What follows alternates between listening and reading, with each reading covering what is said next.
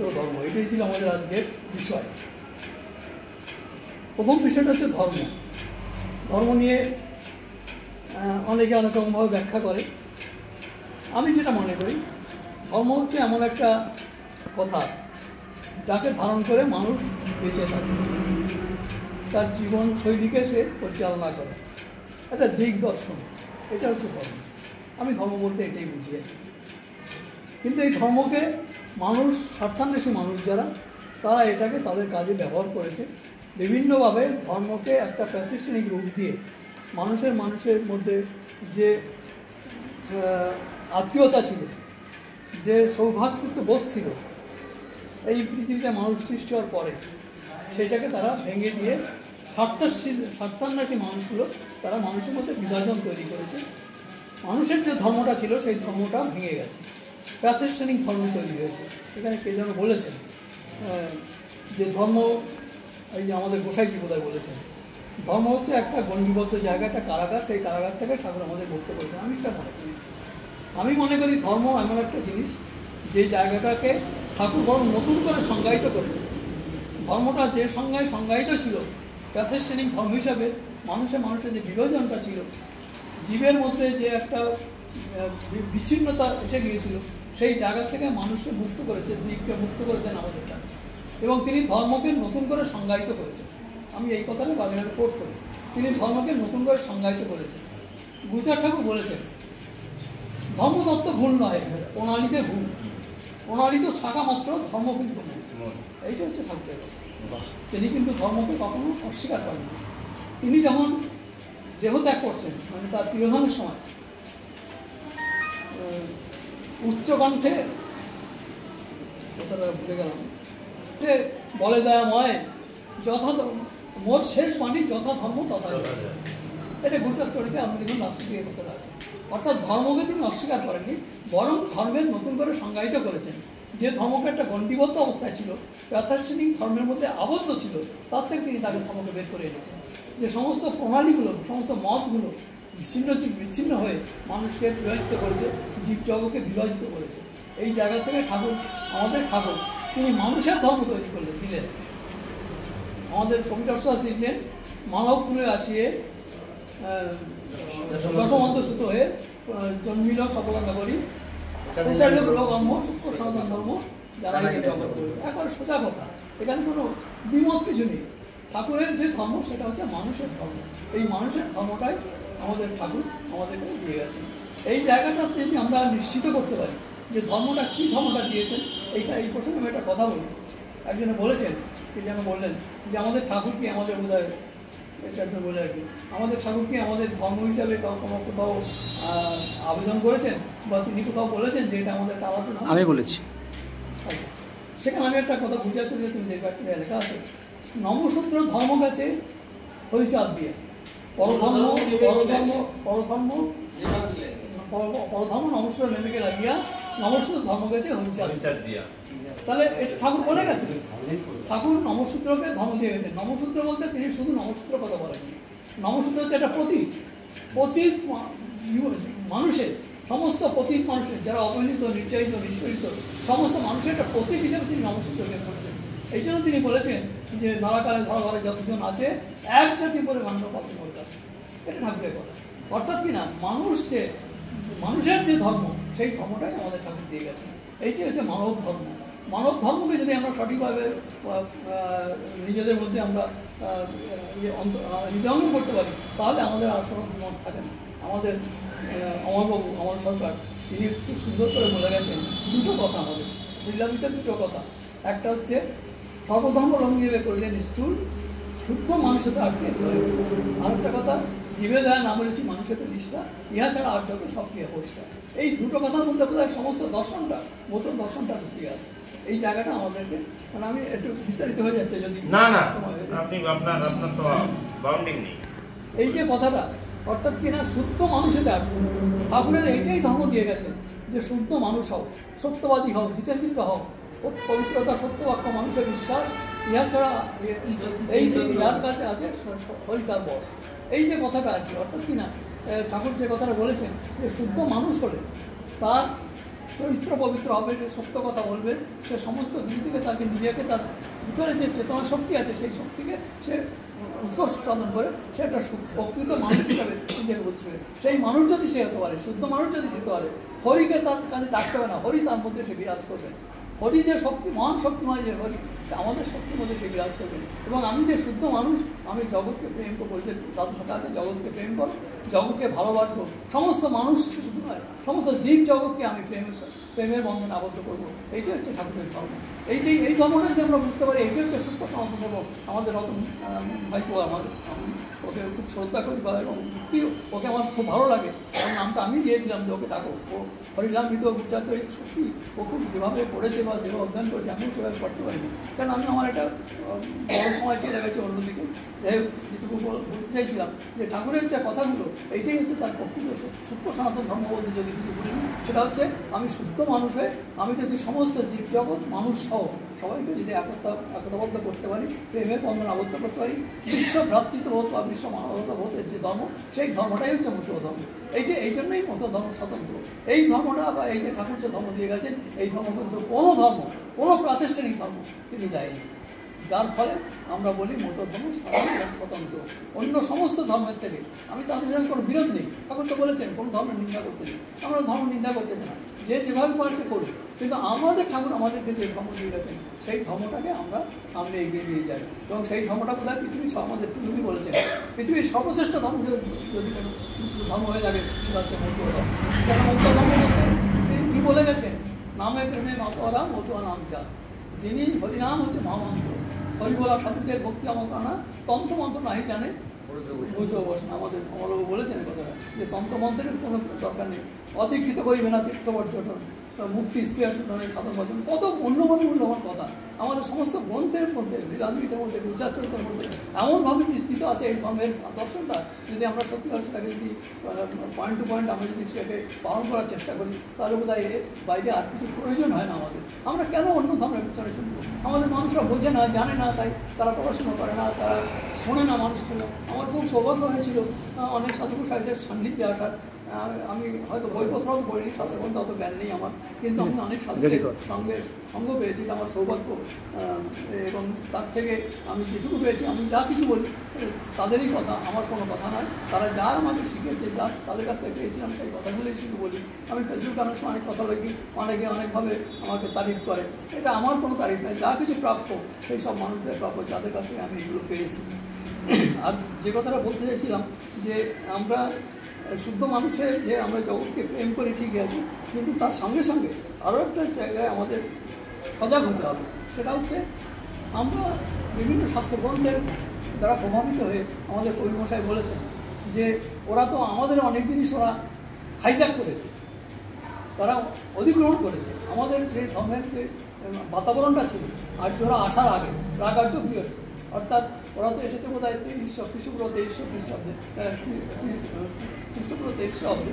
তো তার আগে যে মানুষগুলো ছিল তাদের ধর্মটাই ছিল প্রকৃতির পূজা করতো তারা, তাদের মধ্যে কোনো ভেদাভেদ ছিল না। তারা কিন্তু ওই যেটা বলেছেন, ওই আগুনকে পূজা করতো, জলকে পূজা করতো, অর্থাৎ ঝড় হলে বরুণকে পূজা করতো, এরকম আর। তো তাদের মধ্যে সেই সময়টা কোনো ভেদাভেদ ছিল না। আমরা সেই কালের তারাই হচ্ছে আমাদের পূর্বপুরুষ। সেটাকে অধিগ্রহণ করে, হাইজ্যাক করে আর্যরা এসে আমাদের কাছে একটা ধর্মের বাতাবরণ তৈরি করে, তাদের সঙ্গে কিছু ভালো মন্দ মিশিয়ে তারা আমাদের উপরে চাপিয়ে দিয়েছে। আমরা অশিক্ষিত ছিলাম, জানতাম না, অজ্ঞান ছিলাম, আমরা সেগুলো গ্রহণ করে বসে আছি, সেইগুলো নিয়ে চলছি। সেই আচার সর্বোচ্চ যে ধর্মমত, সেই সব জিনিসগুলো আমরা আমাদের মাথায় চেপে বলছি। আপনি শুনলে অবাক হবেন যে সেই সময় আমরা যারা একটু পড়াশোনা করেছি, কী ছিল মল মূত্র রজ এইগুলো পান করা ছিল ধর্ম, এইগুলো ছিল আচার। কী সাংঘাতিক কথা! এগুলো আমরা যদি যখন পড়ি, আজকে যারা লেখাপড়া শিখেছে ঠাকুর মুচাদের কৃপায় আমরা যদি এইসব জিনিসগুলো দেখি, তাহলে আমরা কি ধর্ম সম্বন্ধে আমাদের কোনো বিচলতা থাকে না। এই জন্য ঠাকুর বলেছেন যে ধর্মটা প্রকৃতপক্ষে যে ধর্ম সেটা হচ্ছে মানুষের ধর্ম। সমস্ত মানুষ, এটা জাতি ধর্ম বর্ণ নির্বিশেষে কোনো ভেদাভেদ নেই, সাম্যের ধর্ম। যে সাম্যর জায়গায় থাকলে মানুষ সেখানে ব্রাহ্মণ হোক, ক্ষত্রিয় হোক, বৈশ্য, শূদ্র, হিন্দু, মুসলমান, খ্রিস্টান সবাই একটা একসাথে জায়গায় আসতে পারে। ওরা সনাতন সনাতন বলে আমাদেরকে টানতে চাইছে। আমরা তো সবাইকে টানতে চাইছি, ওরা তো শুধুমাত্র আমাদেরকে টানতে চাইছে। আমরা তো সবাইকে টানতে চাইছি, সবাইকে এক জায়গায় আনতে চাইছি। সমস্ত মানুষ একটা ধর্মের ইয়েতে আসছে, সেটাই হচ্ছে প্রকৃত ধর্ম, সেটা হচ্ছে মানব ধর্ম। যে ধর্মের কথা মতো ধর্ম, সূক্ষ্ম সনাতন মতো ধর্ম যেটা বলে, এই জায়গাটা হচ্ছে আমাদের জায়গা। এই জায়গাটা আমাদের প্রচার করতে হবে যে সূক্ষ্ম সনাতন মতো ধর্মটা কী, তাও কী বলতে চাইছেন। সেখানে ওরা বলে অবতার, তোমরা অবতার। এই যে আমাদের মনোরঞ্জন বসু, তিনি একটা বই লিখেছেন, বইটা আমিও পড়েছি। তিনি বলেছেন আমরা সব অবতারত্বে ঢুকে গেছি, আমরা সব অবতারত্বে বিশ্বাস করি, অর্থাৎ হরিচাঁদ ঠাকুরকে আমরা অবতার বানিয়ে ফেলেছি, আমাদের অনেক মানুষ অবতার বানিয়ে ফেলেছি। আমি কথা বিশ্বাস করি না, ওর ব্যাখ্যাটা আমি বিশ্বাস করি না। অবতারটা কি আপনি লীলামৃত করবেন, বন্দনাতে কী বলেছে, পতিত পাবন হেতু হইল অবতার, তারও কোথায় বলে গেছে। আবার ঠিক তারপরে মঙ্গলাচরণে কী বলছেন, অষ্টবিংশ অবতার পুরাণে প্রচার। অষ্টবিংশ অবতারকে বলছে পুরাণে প্রচার, আর বন্দনায় বলছেন অতীত পাবন হেতু হইল অবতার, তিনি আমাদের অবতার। আমরা অবতারকে অস্বীকার করবো কেন? অবতার আমাদের কথা, তিনি অবতার আমাদের মধ্যে এসেছিলেন। কীভাবে এসেছিলেন?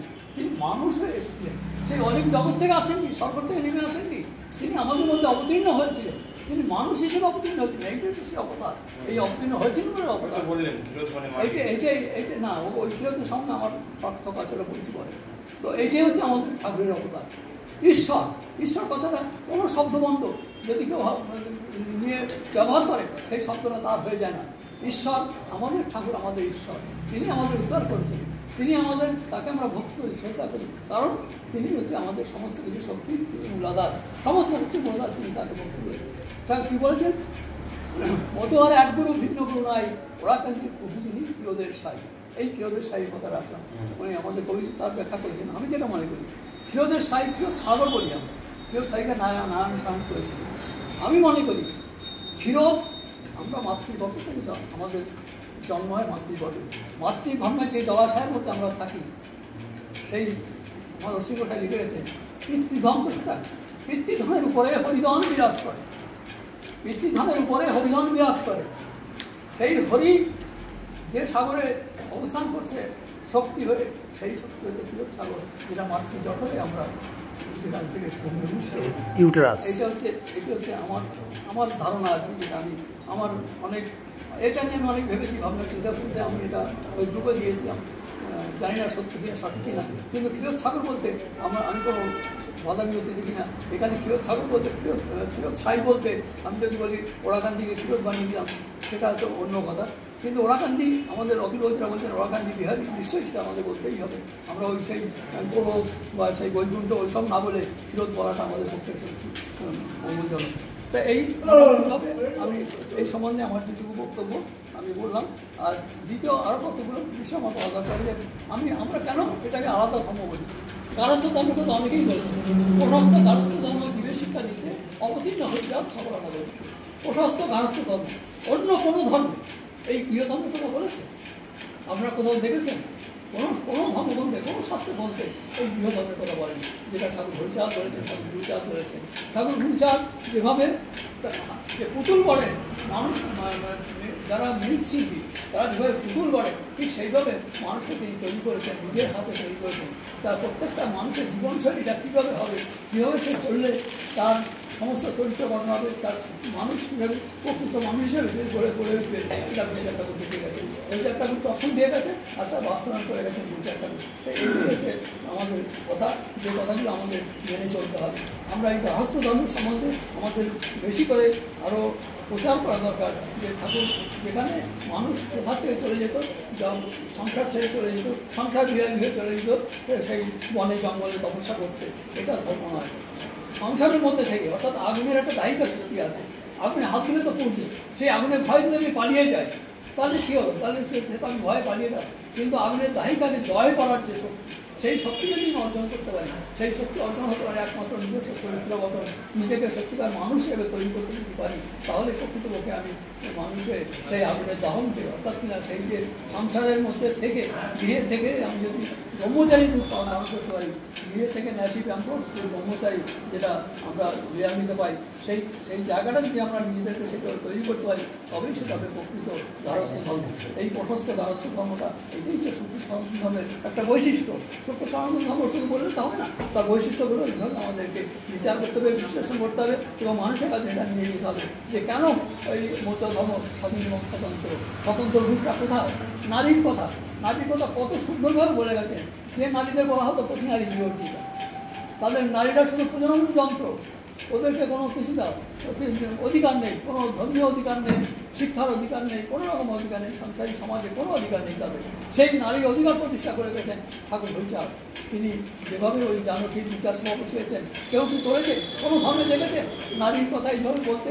কিন্তু নারীকে এইভাবে প্রতিষ্ঠা করা, এটা আমাদের স্বতন্ত্রতা, এটাকে আমাদের প্রচার করতে হবে যে হরিচাঁদ ঠাকুর, গুরুচাঁদ ঠাকুর তারা কী কী স্বতন্ত্রতা দিয়ে গেছেন। এইসব জায়গাগুলো আমাকে চিহ্নিত করে মানুষের কাছে তুলে ধরতে হবে, তাহলে প্রকৃতভাবে আমরা স্বতন্ত্র ধর্মবাদ হিসেবে আমরা এটাকে প্রতিষ্ঠা করতে পারব। আমি আর একটা জায়গায় আছি, সেটা হচ্ছে এই যে সৃষ্টি, এই সৃষ্টিটা শাস্ত্রগ্রন্থে আছে, কারোর পেটের নাভির থেকে হয়েছে, কারোর মাথার থেকে হয়েছে, কেউ পা থেকে হয়েছে, ইত্যাদি ইত্যাদি। ওই ব্রহ্মা না কি ছিল, তার বিভিন্ন জায়গা থেকে তার বিভিন্ন জায়গা থেকে উৎপত্তি হয়েছে। আমাদের ধর্ম বা আমাদের ঠাকুরের যে কথা, এই মতো ধর্মটা হচ্ছে বাস্তব ধর্ম, বাস্তব ভিত্তিক ধর্ম এবং বিজ্ঞান ভিত্তিক ধর্ম। সেই বিজ্ঞানটা হচ্ছে এই যে সৃষ্টি বিজ্ঞান। ঠাকুর যে বিজ্ঞানটার কথা বলেছেন, এই যে আমরা এখানে পৃথিবীতে এসেছি, আমাদের যে বিবর্তনের মাধ্যমে মানুষ সৃষ্টি প্রথমে আফ্রিকাতে হয়েছিল, সেখান থেকে আস্তে আস্তে বিভিন্ন জায়গায় ছড়িয়ে গেছে। এই যে সৃষ্টি বিজ্ঞান, এই সৃষ্টি বিজ্ঞানকে ঠাকুর স্বীকার করেছে। ঠাকুর ওইভাবে ওই কারোর মাথার থেকে, কারোর নাভির থেকে, কারোর পা থেকে, এটা ঠাকুর অবৈজ্ঞানিক, এটা কোনো মানে সন্তান জন্মের অঙ্গ নেই, ধর্ম নেই। এবং ঠাকুর এই যে সৃষ্টির যে প্রক্রিয়া, মানুষ সৃষ্টি বা জীব সৃষ্টির যে প্রক্রিয়া, সেই প্রক্রিয়া যে জীবে দেওয়ার কথা বলেছে, সেই প্রক্রিয়াকে ঠাকুর স্বীকৃতি দিয়েছেন। এইটাই হচ্ছে প্রকৃত ধর্ম। সৃষ্টির ধর্ম হচ্ছে এইটাই হচ্ছে, এইখানে হচ্ছে আমাদের সঙ্গে অন্যান্য ধর্মের পার্থক্য। আমরা সৃষ্টির যে বিজ্ঞান ভিত্তিক ধর্ম আমরা বলি, এটাকে আমরা মত ধর্মকে বলি, শুক্র ধর্মকে বলি বিজ্ঞান ভিত্তিক ধর্ম। এইটাই হচ্ছে সৃষ্টি বিজ্ঞানের মূল রহস্য এখানে। এটাকে যদি আমরা হাইলাইট করতে পারি, এটাকে যদি আমরা প্রজেক্ট করতে পারি, তাহলে সত্যিকারভাবে মত ধর্ম স্বতন্ত্রতা কেন সেটা আরও বড় করে প্রতিষ্ঠিত হবে। এইভাবে বিষয়গুলো আমাদেরকে এগিয়ে নিয়ে যেতে হবে। আমাদের আরেকজন বলছেন গুরুবাদের কথা। গুরুবাদ নিশ্চয়ই গুরু থাকবে, আমাদের গোটাই কি নেই এখানে, গুরু থাকবে। গুরু না হলে পথ প্রদর্শন, গুরুচাঁদ ঠাকুর বলেছেন গুরু পথ প্রদর্শন মাত্র। গুরুচাঁদ ঠাকুর তার নিজের মুখের বাণী, আমি তার সঙ্গে যিনি ছিলেন আমি তার মুখ থেকে শোনাই, এটা গুরুচাঁদ ঠাকুরের কথা। গুরু থাকবে, কিন্তু সেই গুরু মানে এই নয় সে গুরুবাদের শিকার হবে। গুরুবাদ বলতে তাকে তেল মালিশ করা, তার পা ধুয়ে তার জল খাওয়া, তাকে মাথার চুল দিয়ে তার পা মিশিয়ে দেওয়া, এইগুলো হচ্ছে গুরুবাদ। এইগুলো থেকে মুক্ত হচ্ছে নানানেরই ঘটের উপর বসানো মতো ধর্ম, নানানেরই ধর্ম নয়। এই ধর্মটা হচ্ছে একেবারে স্বচ্ছা ধর্ম। আমরা অনেকে অনেক কিছু বলে, অনেকে অনেক কথা বলে যে মতো ধর্মে কী আছে, এদের তো কোনো বিধি নিয়ম নেই। হ্যাঁ, বিধি নিয়ম নেই নয়, আছে, কিন্তু আমরা সেগুলো প্রকাশ করতে পারি না, বা সেগুলো আমরা সন্নিহিত করে আমরা এক জায়গায় করে আমাদের যারা দায়িত্বে আছেন তারা সেইভাবে মানুষের কাছে তুলে ধরবে। কিন্তু সেইভাবে যদি তুলে ধরা হয় তাহলে মনে হবে যেন এই ধর্ম হচ্ছে সবথেকে বড় ধর্ম। এই যে কথাটা বললাম যে নারায়ণেরই ধর্মটা নয়, আমাদের দেবদেবী পুজো করে। এই দেবদেবী কোথেকে আসলো? কারা এরা? কোন অলিক জগৎ থেকে চলে এসছে। আমরা তো সেই দেবদেবী তো আমাদের পুজো নয়। ঠাকুর তো বলেই গিয়েছে যে পূজা, আমাদের পূজা হচ্ছে শ্রীহরি মন্দিরে ঠাকুরের মূর্তি বসাও, তাকে পূজা করো, তাকে পরিষ্কার করো। তারা কখনো বলেনি ওই যে হরিবলা ঠাকুরের ভক্তি অগমনা তন্ত্রমনা নাই জানে পুজো। আরও বলেছে ওই যে আলাহিদা পথ কি জানো, এটা ভুলে যায়, আমার বয়স হচ্ছে তো অনেক ভুলে যায়। হরিবলা ঠাকুরের ভক্তি অকামনা তন্ত্রমন্ত্র নাই মানে উপাসনা বিশুদ্ধ চরিত্র আলাহিদা পথ, এটা এটা সমস্ত কিছু থেকে একটা আলাদা একটা পথ। সেই পথের কথাই ঠাকুর বলে গেছেন। এটাকে আমাদেরকে সবসময় আমাদের প্রচারে এগুলো নিয়ে আসতে হবে। কেন বলেছেন, কি তার কথা, কি তার নির্দেশ, এই কথাগুলো যদি আমরা মানুষের জানা ভাই সঠিকভাবে প্রচার হতে পারে। আরেকটা কথা বলছেন যে এই কথাগুলো আমাদের নিয়ে আসা দরকার। সেটা হচ্ছে বিভিন্ন ধর্ম প্রচারকরা, বিশেষ করে যারা হিন্দু ধর্মের প্রচারক, সনাতন ধর্ম বলে যারা প্রচার করে, যারা বৌদ্ধ ধর্মের প্রচারক, তারা সবসময়ের জন্য বৌদ্ধ ধর্মকে তারা কিন্তু খুব ভয় পায়। বৌদ্ধ ধর্মের প্রচার প্রসার দেখে তারা কিন্তু খুব সন্ত্রস্ত, যার জন্য তারা কেউ বৌদ্ধবাদী মতুয়া হচ্ছে, কেউ হিন্দুত্ববাদী মতুয়া হচ্ছে। আমি বলি মতুয়া তো মতুয়াই, এদের কোনো বাদ নেই, এখানে কোনো হিন্দুত্ববাদও নেই, কোনো বৌদ্ধবাদও নেই। যারা স্বচ্ছা মতুয়া হবে, যারা ঠাকুর হরিচাঁদকে একমাত্র আরাধ্য মনে করবে, একেশ্বরবাদী ধর্ম আমাদের, আমরা ঈশ্বরে বিশ্বাস করি, সেই ঈশ্বর থেকে হরিচাঁদ ঠাকুর, এই একেশ্বরবাদী ধর্মকে যদি তারা বিশ্বাস করেন তাহলে তারা অন্য কিছুতে যেতে পারেন না, যাবেন না। যারা এটা করেন, যারা বৌদ্ধবাদী হয়ে যারা বলেন আমরা আমাদের তো সবাইকে নিয়ে চলতে হবে, অনেকে বলেন আমাদের সবাইকে নিয়ে চলতে হবে, না। যদি সে ঠাকুরের আদর্শে বিশ্বাস করে, শুধু ঠাকুরের আদর্শেই তাকে বিশ্বাস করতে হবে, তবেই আমি তার সঙ্গে থাকবো, তাহলে তাকে আমাদের সিদ্ধান্ত দেবে। এইটাই হচ্ছে আমাদের, এই কথাগুলো আমাদের পরিষ্কারভাবে আমাদের নিজেদের মধ্যেও এই চেতনাটা জাগাতে হবে যে ঠাকুর হরিচাঁদই হচ্ছে আমাদের একমাত্র ঈশ্বর, আমরা একেশ্বরবাদী ধর্ম, আমরা তাকে ছাড়া আর কাউকে আমরা আরাধ্য বলে মনে করবো না। এই কথাটা যদি আমরা সবাই মিলে আমরা একভাবে চলতে পারি, এক পথে চলতে পারি, তাহলে এই জায়গাগুলোতে আমাদের আর কোনো বাধা বিপত্তি থাকবে না। এই যে আরেকটা কথা এখানে বলছিলাম, মতুয়া ধর্ম অনেক বৃদ্ধি পেয়েছে, অনেকেই বলেন মতুয়া ধর্মের সংখ্যা অনেক বেড়েছে, মতুয়া ধর্মের সংখ্যা বেড়েছে, মতুয়া ধর্মাবলম্বীদের সংখ্যা বেড়েছে, ঠাকুরের পথে যারা চলে অনেক সংখ্যা বেড়েছে, কিন্তু স্বচ্ছ মতুয়ার সংখ্যা কিন্তু বাড়েনি। আমার কথাটা একটু নোট করে, স্বচ্ছ মতুয়ার সংখ্যা বাড়েনি।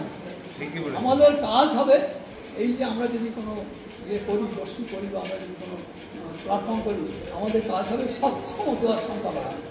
এই স্বচ্ছ মতুয়ার সংখ্যা যেদিন বৃদ্ধি পাবে সেই দিন মনে করবো ঠাকুর হরিচাঁদ প্রকৃত মধ্যে আমাদের অনেক প্রতিষ্ঠা পেয়েছে, যেটা তারকপ্রসাই অনেক চেষ্টা করেছিলেন, অনেক কৌশল অবলম্বন করেছিলেন। তিনি আমাদের গ্রন্থ লিখতে গিয়ে বিভিন্নভাবে এদিক ওদিক করে তিনি এসে তার সিদ্ধান্ত চেষ্টা করেছিলেন।